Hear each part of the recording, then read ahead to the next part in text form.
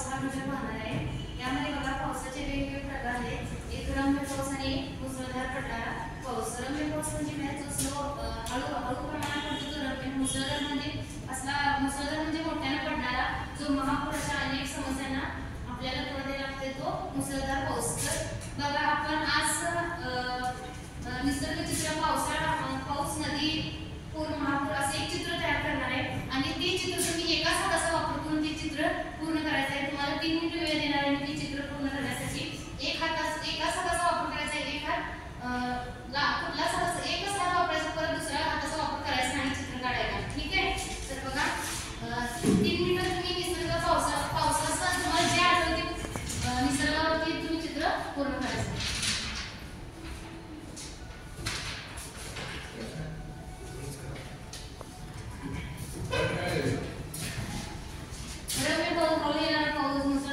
कोणताही पावसाळा असले, तुमच्या मनात जे दृश्य ते दृश्य तुम्ही त्या चित्रामध्ये एका हाताचा वापर करायचा आहे।